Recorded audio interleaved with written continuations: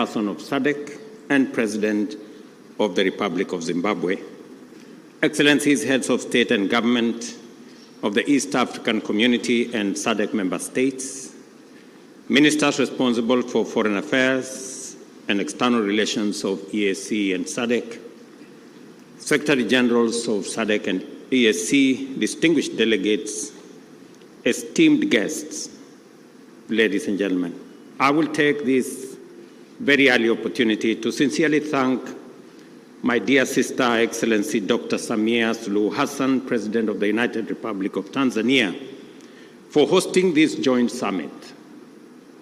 After extensive consultations, when I requested her to host this summit, without hesitation, she offered these excellent facilities for us to engage in this exercise. My dear sister, thank you very much. We're truly grateful. Equally important, I appreciate the efforts made by the two regions through their respective communities to mobilize with urgency and convene separate extraordinary summits in order to deliberate on the concerning security situation in the Democratic Republic of Congo. Excellencies, together,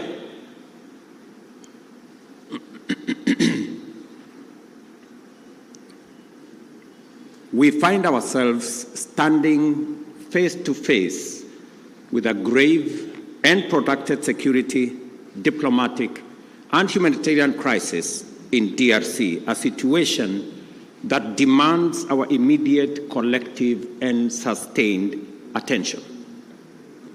The East region of DRC has been engulfed in a devastating conflict for over 2 decades now. And this tragedy has claimed thousands of lives, displaced countless civilians, inflicted unbearable suffering and loss, and set back the development momentum of one of the most promising countries in the world. The recent escalation of hostilities in Goma and the surrounding areas is a stark reminder of the increasing fragility the situation presents, and that only collective action to facilitate a negotiated solution will offer relief.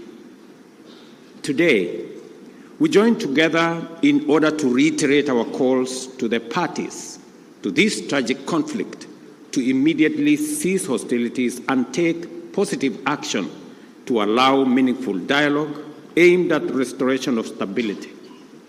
Specifically, we stand together to call on all parties to actualize the ceasefire, and specifically on the M23 to hold further advancement and the armed forces of DRC to cease all retaliatory measures.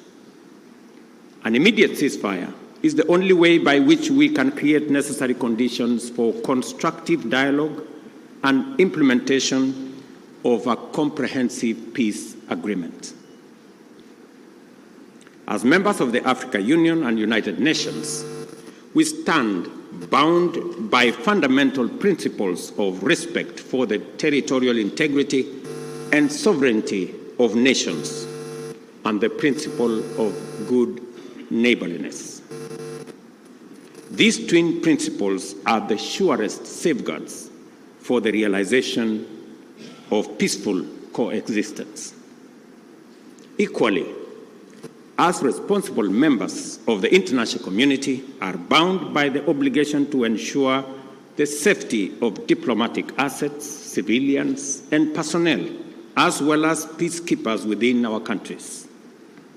The wanton disregard for the sanctity of life, diplomatic missions, and peacekeeping, and peacekeepers as well, is not only a brazen demonstration of lawless and unprincipled pursuit of violent harm and destruction, it is a grave affront to the rules-based international order. Excellencies, our presence here underscores our consensus that the time for action is now. The lives of millions depends on our ability to navigate this complex and challenging situation with wisdom, clarity of mind, empathy for the millions whose lives and livelihoods have been plunged into uncertainty, concerns for DRC's lost opportunity to accelerate its growth and development, and a steadfast commitment to peace and justice. A terrible yet indisputable act is that the humanitarian cost of the conflict in the DRC has been staggering. Millions of civilians have been displaced and many lives under the persistent threat of violence, including sexual and gender-based violence against women and children, and the recruitment of children to take part in combat.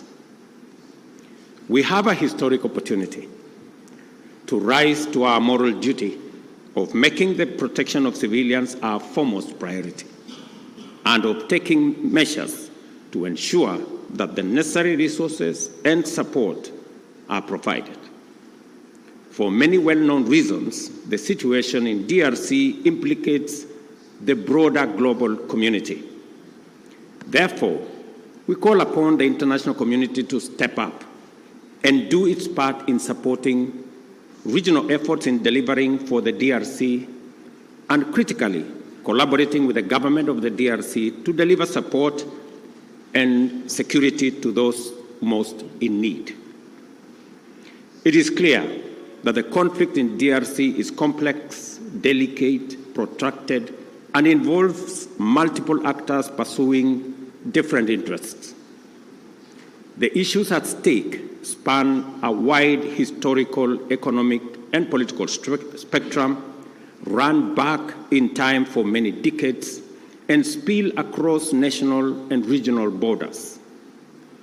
There is also a clandestine international dimension at work, whose persistent, cynical, and destructive effects must neither be underestimated or ignored any longer. For this reason, it is equally clear that such a conflict cannot be resolved through military means. We must resist the temptation to think that we can somehow shoot or bombard our way into a solution in the face of such a complex situation. Instead, we have to agree that only a comprehensive diplomatic approach, one that addresses the root causes of the crisis, secures the historical integrity and territorial integrity of DRC, and affirms the sovereignty of its people and their aspirations for freedom, justice, and development. That is what will establish peace, and enduring peace at that, in DRC. Such an approach must also bring together multiple stakeholders, regional states, international bodies, political organizations, civil society groups, and the Congolese government itself to dialogue and collaborate in order to explore, develop, and implement a lasting solution. Excellencies, I am confident that you agree with me that dialogue is not a sign of weakness. It is a testament to our collective wisdom and strength, both as leaders and as communities. It shows our capacity to articulate issues patiently and clearly, listen to each other, consult comprehensively with a common goal in mind, and negotiate patiently until we reach a better outcome than the bitter results of bloodshed. It is in this spirit that we must encourage all parties to put aside their differences and mobilize for engagement in constructive dialogue aimed at achieving the sustainable solution of conflict by peacefully addressing all underlying issues. I believe that we have a singular opportunity to build on the gains and lessons of Rwanda and Nairobi peace processes. we have a historic opportunity as the broader neighborhood of the DRC to mobilize our collective will into a fused, single, and coherent initiative towards the resolution of this complex crisis. Such an approach will bring all our assets to bear and minimize the possibility of parallel initiatives that duplicate and undermine progress, including creating unnecessary competition as we strive for peace.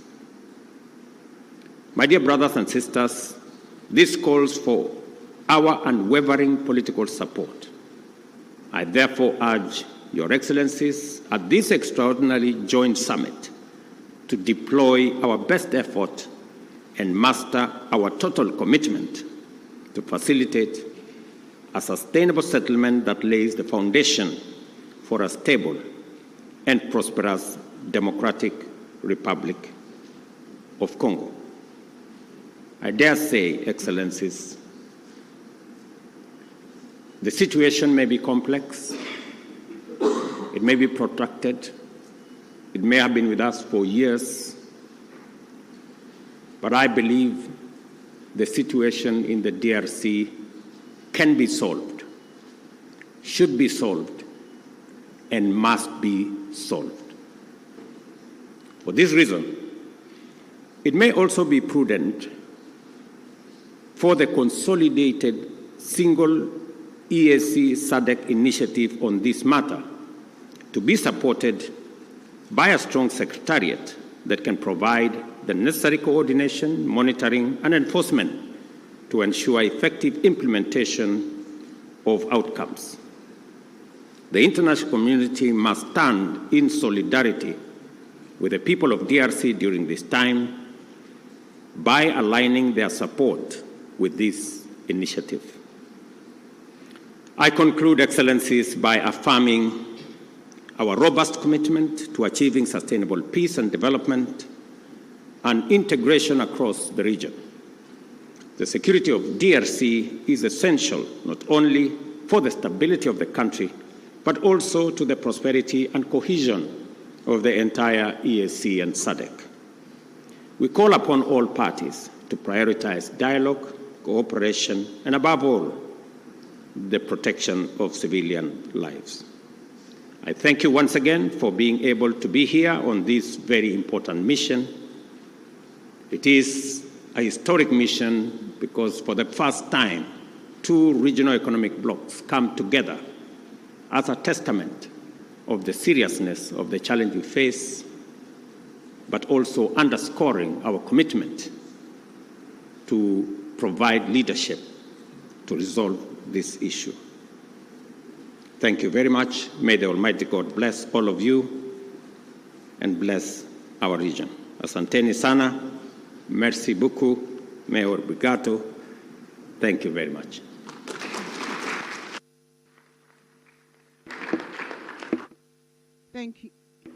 Thank you, Your Excellency.